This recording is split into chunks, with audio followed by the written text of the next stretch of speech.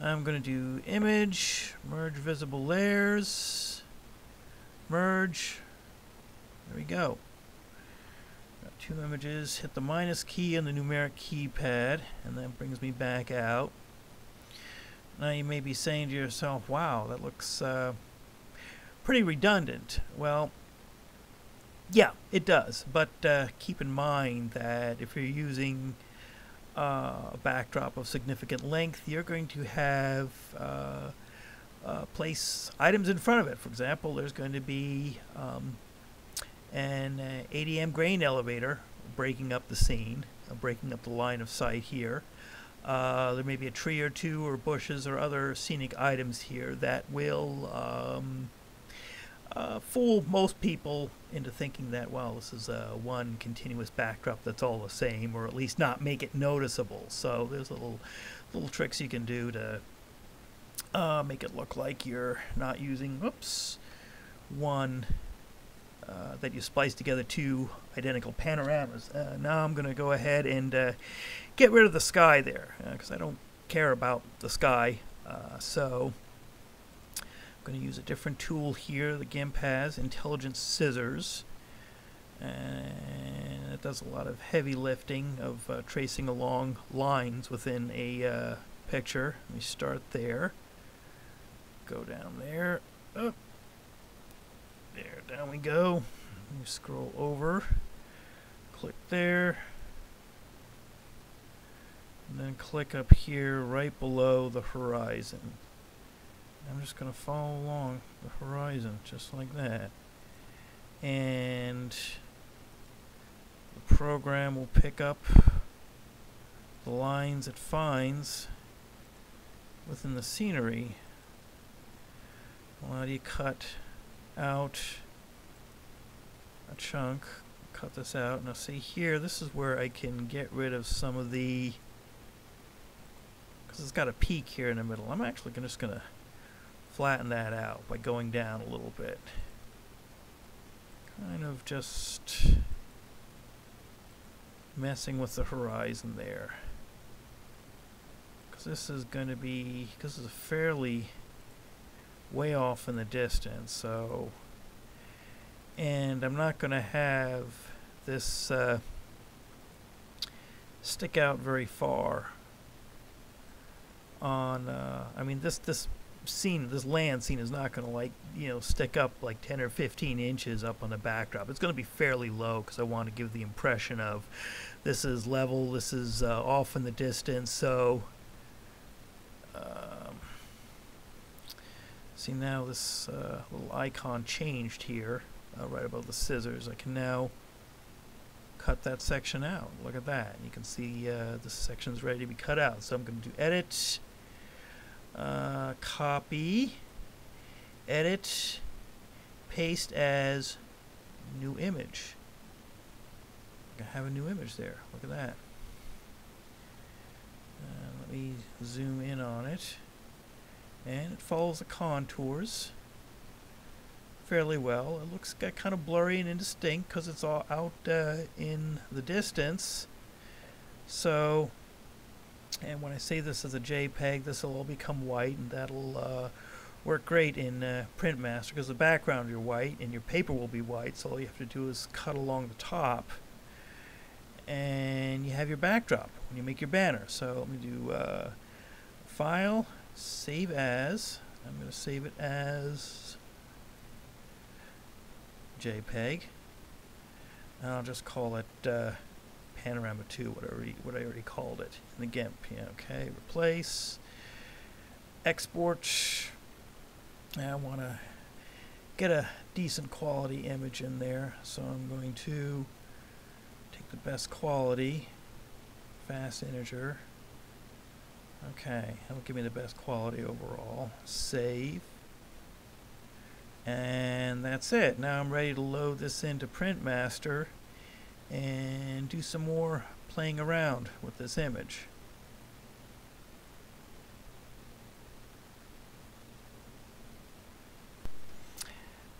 Alright, now I'm going to fire up Print Master, and This program isn't for free. I think buy it new, it costs something like $40 or something like that. That's not too bad, but there may be some freeware programs out there that allow you to make banners.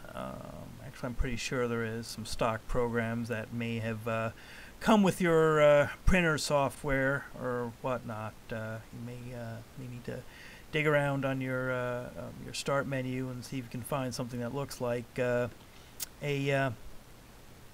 something that allows you to make cards and banners and things like that. Because that's what we want to do, is make a banner. So I want to make it landscape. Finish. Okay. Get this banner out of there. Now I'm going to add the image that I just made, a JPEG, and it's not looking in the right spot. Okay.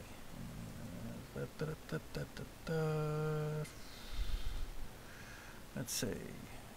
Here we go. Panorama 2. And it's thinking. There it is. Oops. Move this down towards the bottom like that. Now I'm going to stretch it.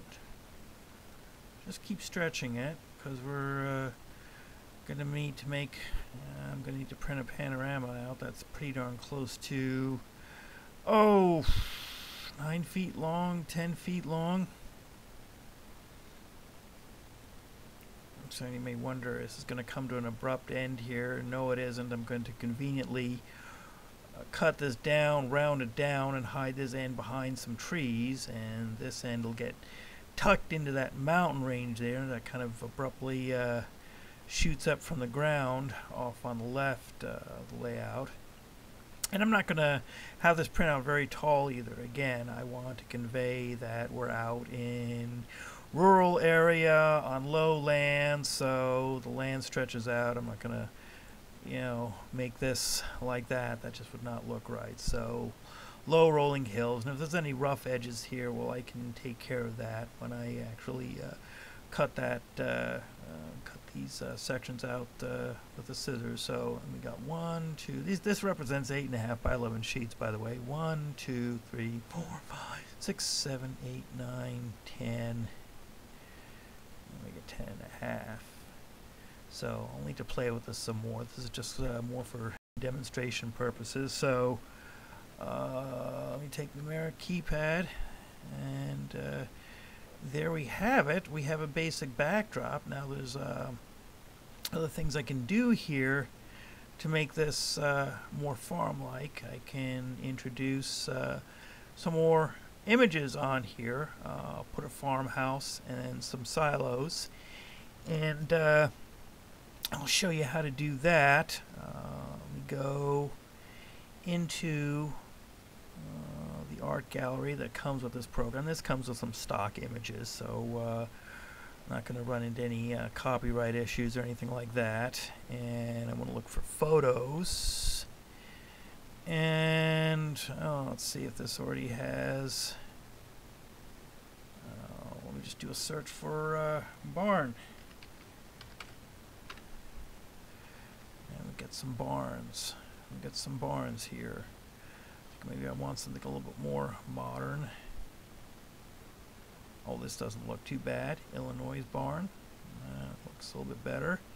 Now we've got a little problem here. Now we've got this barn, but we've got this background around it. We've got this fields, and all I care about is getting the barn out and sticking it out in the land. And well, this is what I'm going to do. At least this is what Printmaster allows you to do.